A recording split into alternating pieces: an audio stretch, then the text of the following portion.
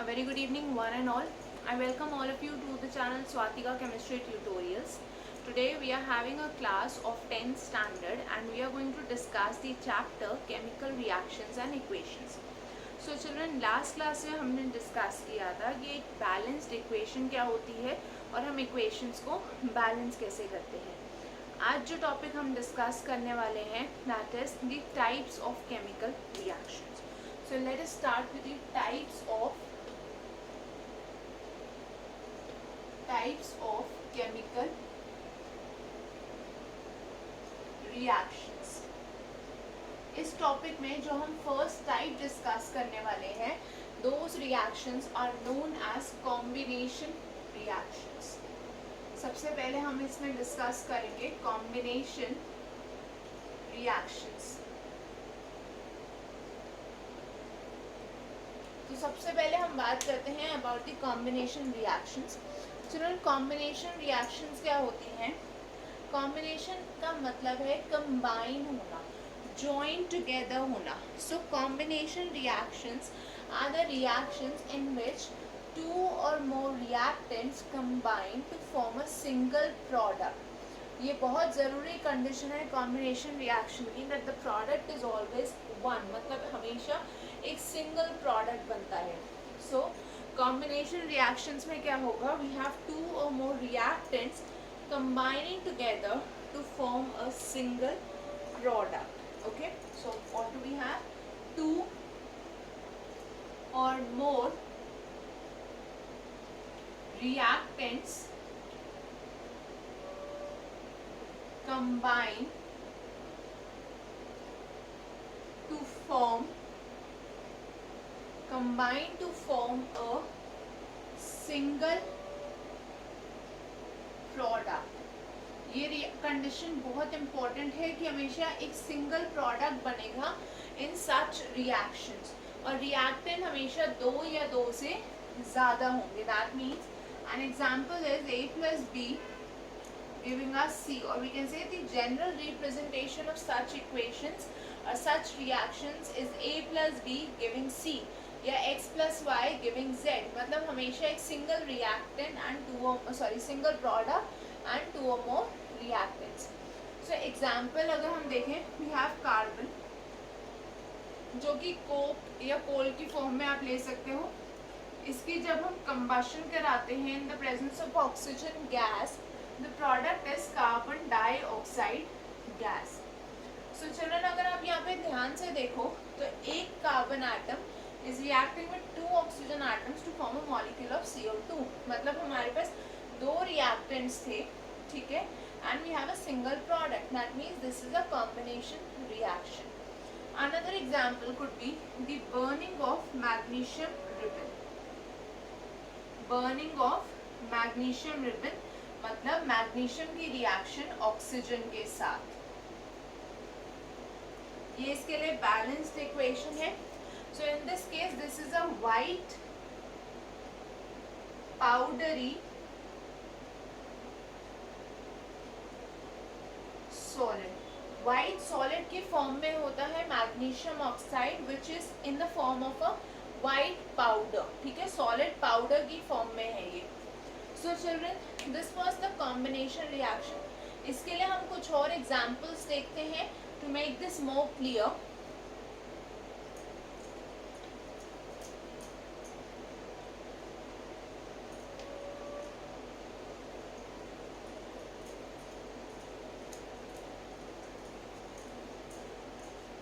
अगर मैं आपको एक रिएक्शन दूं that HCl reacts with sodium hydroxide, ठीक है, to form NaCl, that is sodium chloride plus water, then this reaction will not come in the category of a combination reaction because here we have two products. इस reaction में हमें एक नहीं but दो products मिल रहे हैं. That is why this is clearly not a combination reaction. ठीक है, ये जो रिएक्शन आप लोगों के सामने बोर्ड पे लिखी है ये कॉम्बिनेशन रिएक्शन नहीं है because not one but two products are formed in this reaction.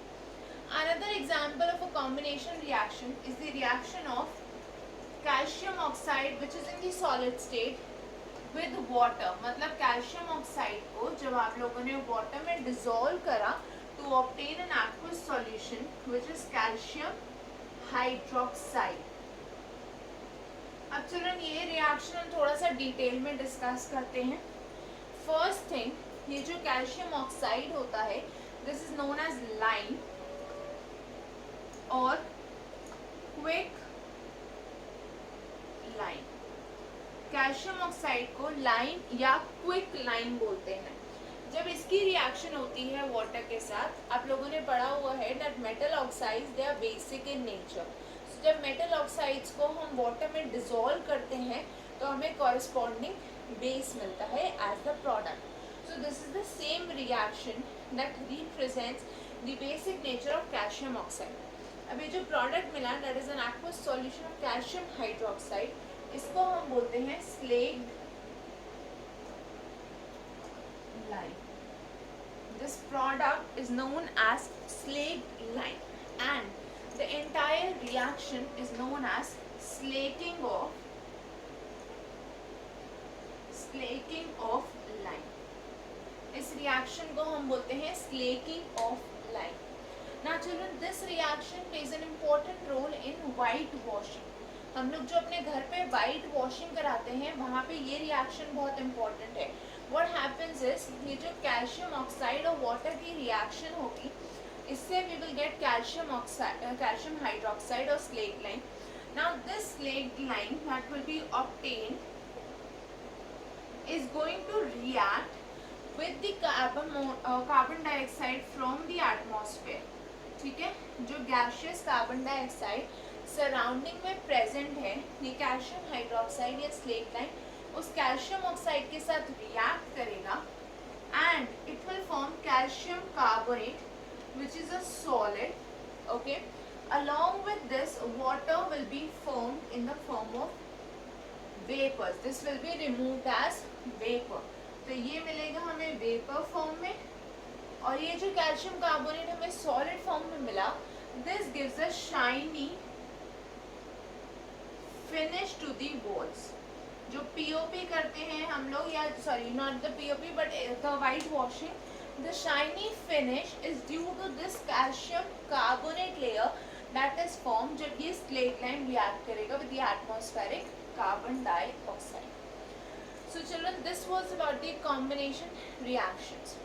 Now we move on to the second category of chemical reaction, that is decomposition reactions. So let us discuss decomposition reactions.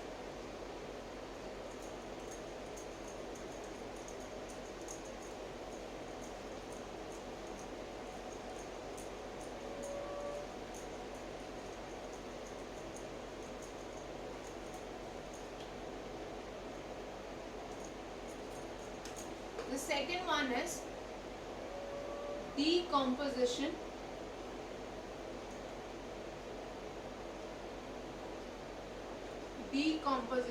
reactions. Children, जो decomposition reactions होती हैं these are said to be the opposite of combination reactions. ठीक है, decompose होने का literal meaning जो होता है that is to break down. तो कोई भी चीज़ जब ब्रेक डाउन होती है we say it undergoes decomposition. So a decomposition reaction is actually the opposite of a combination reaction.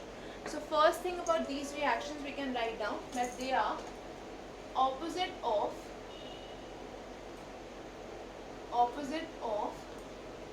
combination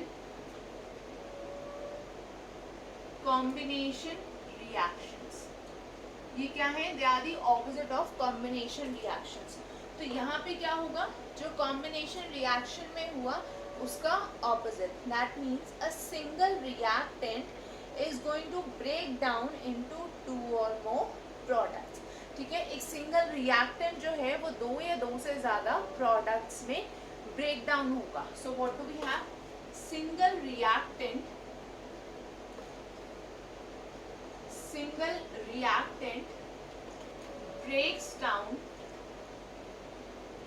breaks down into two or more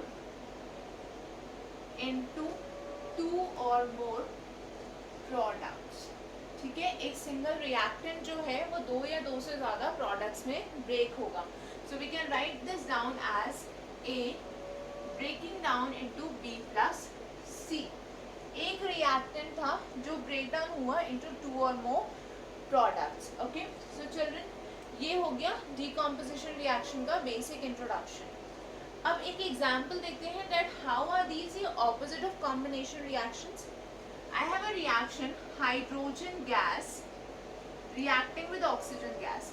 ठीक है, hydrogen gas और oxygen gas के बीच में जब रिएक्शन होगी the product is going to be water.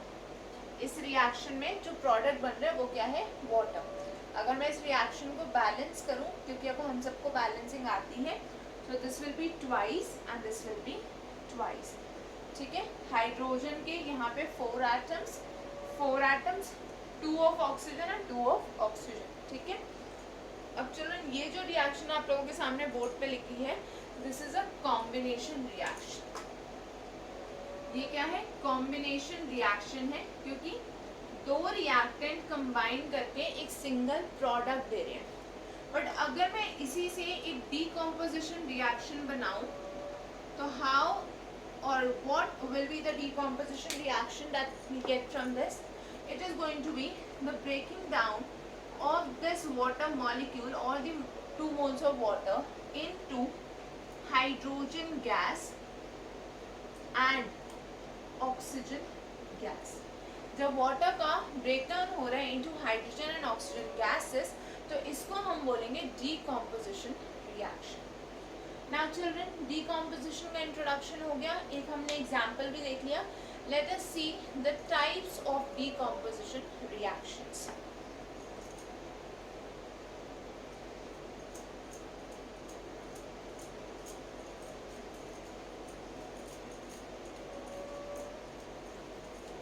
Children, होगा क्या, जब भी कोई रिएक्टेंट ब्रेकडाउन होगा into 2 or more products, then for breaking down of this reactant you need to provide some energy. Reactant के जो मॉलिक्यूल्स हैं उनके बीच में कुछ स्ट्रॉन्ग फोर्सेस हैं जिनको ओवरकम करने के लिए आपको किसी फॉर्म में एनर्जी देनी पड़ेगी। Depending upon the type of energy that we are providing for the reactant molecules to decompose, हम 3 टाइप के डीकम्पोजिशन रिएक्शंस स्टडी करते हैं। So let us see the types of decomposition reactions. If I talk about the decomposition reactions according to the form of energy used for breaking down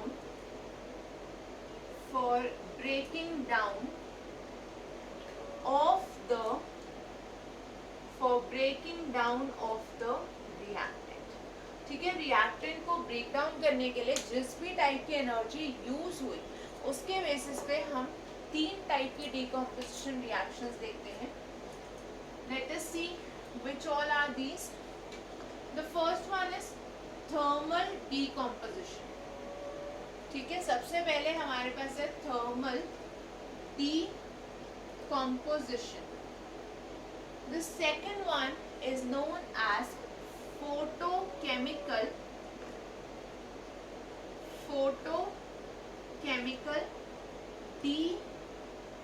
decomposition, जिसको हम और words में ये भी बोल सकते हैं photolytic.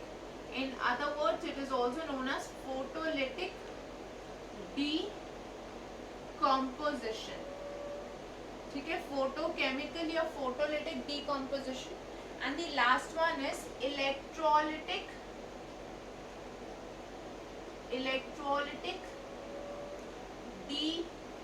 decomposition। Thermal decomposition, photochemical या photolytic decomposition and electrolytic decomposition। So children, what are these? Thermal का मतलब है heat, related to heat. So in this case जो हम energy देंगे that will be in the form of heat energy. मतलब हम heat energy use करके reactant molecules को ब्रेक डाउन करेंगे, क्योंकि हम किस बेसिस पे स्टडी कर रहे हैं, जो हम फॉर्म ऑफ एनर्जी यूज करेंगे for breaking down the reactant, हम उसके बेसिस पे क्लासिफिकेशन स्टडी कर रहे हैं, राइट. सो थर्मल डिकम्पोजिशन में हम क्या देते हैं, we provide energy in the form of heat. Photo का मतलब होता है लाइट. So photolytic decomposition में what we are using is light energy. इस केस में जो हम एनर्जी यूज करेंगे that is in the form of light. Lytic. Lytic comes from the word lysis, which means breaking down. So when something breaks down in the presence of light energy, उसको हम बोलते हैं photolytic reaction or photolytic decomposition. Okay. And electrolytic, as you are guessing it from the word itself, this is in the presence of electrical energy. जब भी breakdown होगा in the presence of electrical energy, then we call it as electrolytic decomposition. Now children, let us study these one by one.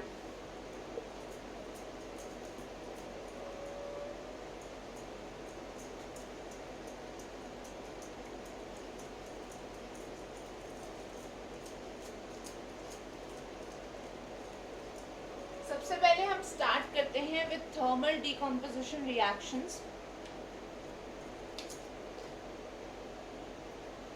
Thermal decomposition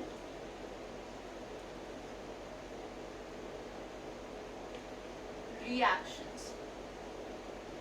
So as we have already discussed, in these reactions energy is given in the form of heat to break down the molecules of reactant. So what do we have in these reactions? Energy in the form of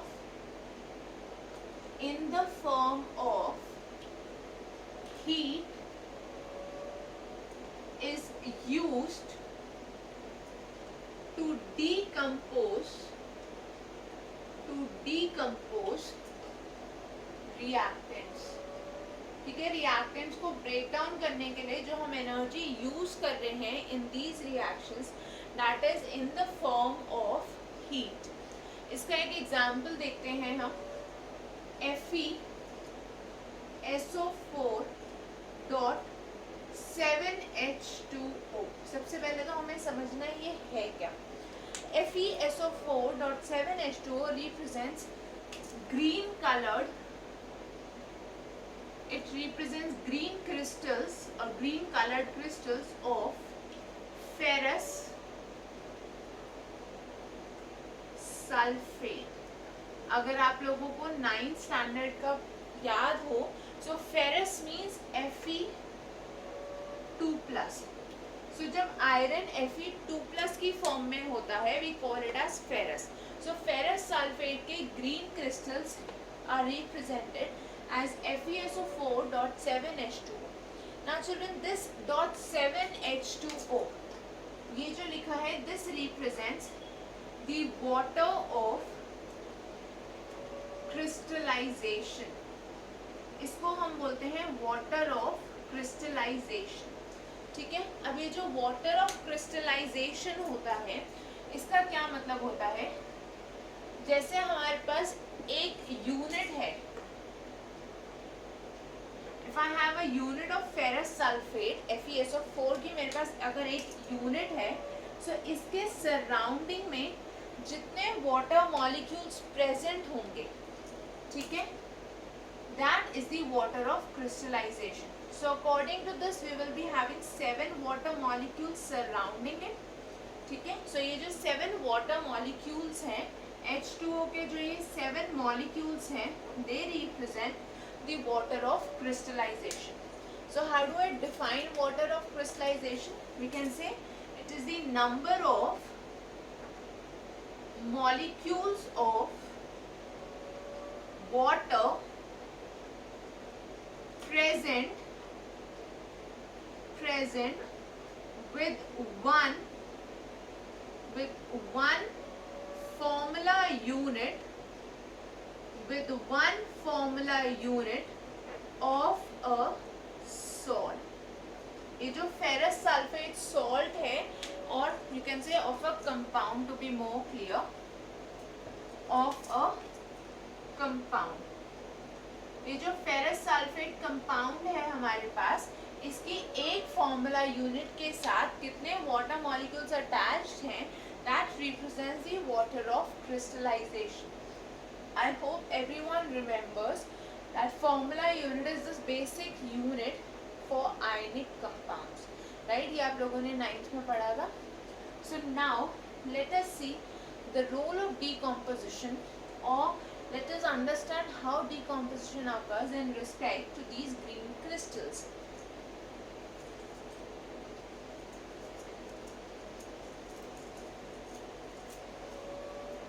सबसे पहले क्या होगा children, we have these green crystals in the form of FeSO4.7H2O.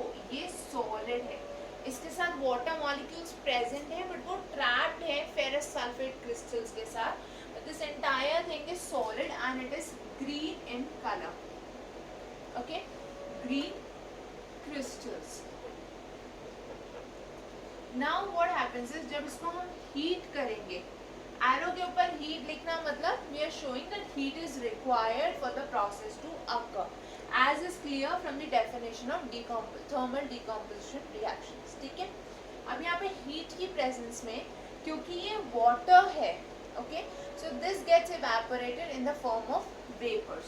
तो हमें यहाँ पे क्या मिल जाएगा, FeSO4 solid plus 7H2O gas.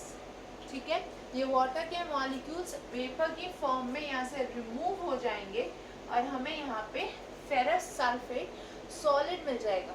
Now children, after the removal of water molecules, neither the green color nor the crystalline form remains. मतलब ये जो green color है ये भी remove हो जाएगा, और ये जो crystal की form में है वो भी as crystals नहीं रहेंगे. So this becomes a white, or I can say a colorless.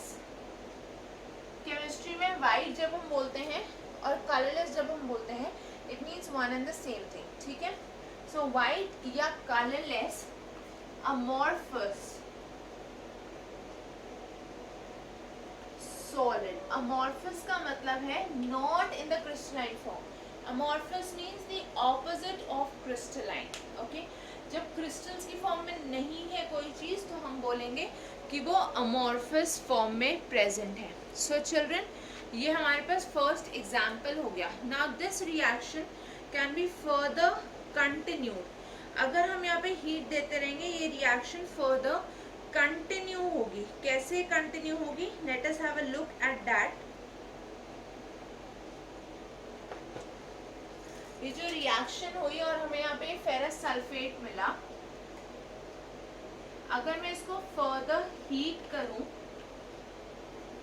so this is going to break down into Fe2O3, okay, which is again a solid, plus SO2 gas plus SO3 gas, और ये balanced equation है.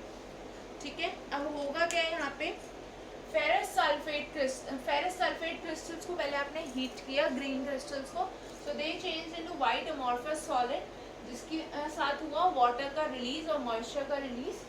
now these ferrous sulfate molecules when heated again, so they break down into Fe2O3, which is ferric oxide. ठीक है, iron का oxide है +3 form में. Ferric मतलब Fe3+ का ऑक्साइड